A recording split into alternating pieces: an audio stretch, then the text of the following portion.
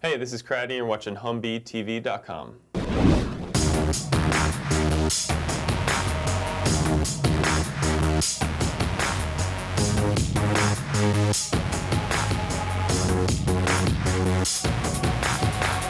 Now we're sitting in Humboldt tonight, man. Yeah, man. Arcada. We were talking earlier, you love it here. And Oh, yeah, yeah. most musicians do. I mean, how do you beautiful. feel about Humboldt in general? And what keeps you coming back? I mean, what does Besides the obvious? You can always count on people in Arcada to throw down and, like you said, just be really open and just really enjoy the music, and there's no attitude or like trying to look cool ever. Yeah. The solo gig's going well right now. Yeah. You left the Glitch Mob, we know this. Mm-hmm. You're still on good terms, we know this. We're not gonna go there. You're on the stage alone again. Mm-hmm. How does that feel? It's a strange transition, but it's cool because I do like everything back in my hands, and I've always had like a real clear vision of where I want to go with this, or like just where I want to go. I don't know. I was gonna say with this style music, but I don't You have even. too many styles. Well, I don't ever feel like I ever set out to like be something in this style of music. When I set out to make music, and like genre wasn't in the equation.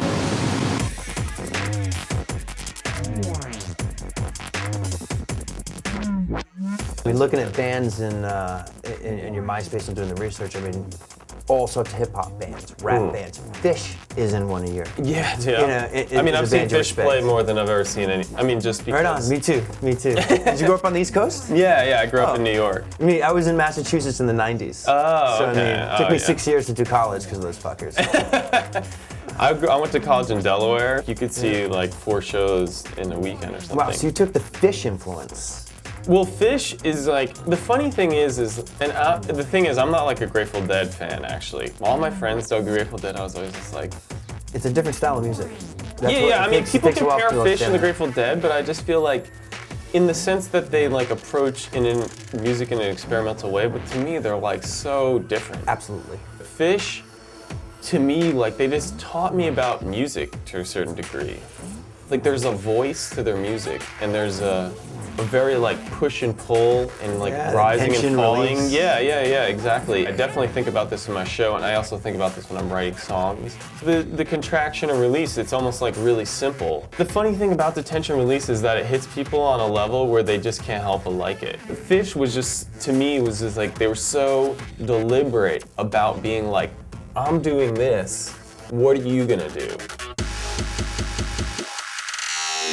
I think when I started off, for me it was like, I'm just gonna play fucking like intense music the whole way through and just knock people off their feet. But you know, like 30 minutes in, you're like, I need a break, you know?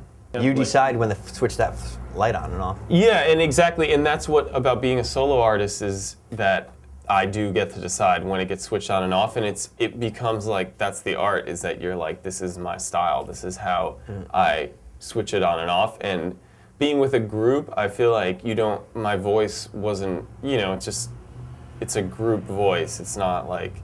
Absolutely. So when I get to choose, it's just like, I don't know, it's just unique, and that's really fun.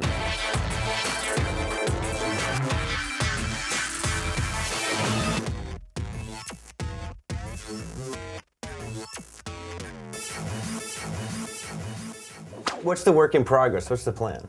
The plan right now is I have these 2 tracks that I'm gonna play tonight that are new, and then, you know, I'm not sure if I'm gonna like write 2 more and put them out as like an EP or just release it as a single, or to be honest, I'm not sure how it's gonna work out, but I want the releases to have sort of a theme to them. Peter and the Wolf is one. They're like, here's the wolf, and it plays the whole thing. That's that tension and release, man. Right. And every instrument has like a very clear voice, like in the story it actually has a character. But I think, you know, in a more, you know, not as specific way, more open way, just I want the song to have a story that goes with it. Because my music has also been getting like really anthemic and very, I mean, it's funny to say, but I've kind of been inspired by movie trailers. Movie trailers really hit you because you're in the dark and the sound is loud, and it's just, you know, that's why and it's big. I ain't playing around, make one false move, I take it down. Get back, motherfucker, you don't know me like that. Get back, motherfucker, you don't know me like that. Android Porn is what? Is a Through, single. that's your tune that really yeah, that I put out. How do you feel that all these people, I mean, national television's covering the song, all these major musicians all over the world, I mean, how do you feel? Yeah. I mean, no, it's amazing. I mean, but to be honest, like the song to me, when I hear it, I still love it. Like it's it got way bigger than I ever. I mean, it got bigger to people like appreciating it for sure. Yeah. But even in my mind, like I wrote it and it ended like 3 minutes in, and then one day, like I sat down and I wrote those last 2 minutes, and it got so big to me. I was like, whoa, I've never taken a song like to this limit. In some way, like with that song, I broke through this barrier and I was like, whoa. Like it just came through me. It's not like my song, it was just like the vehicle, and I'm like, I woke up and this whole new way of writing music kind of has come out of it. Yeah. Yeah.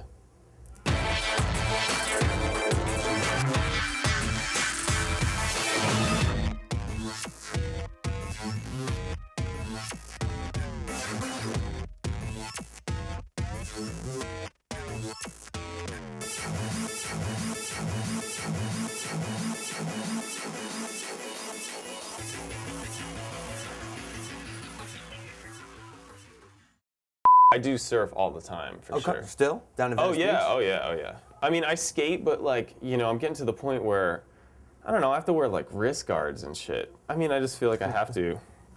And I see these little kids, you know, not even little kids. I mean, there's guys there who are, you know, teenagers or in their 20s or 30s who are really, really, really good. Who are just, you know, but I'm just not at that level, and if I fuck up my arms and my hands, Your wrists are your money, man. Your wrists are your livelihood. Yeah, it's not good.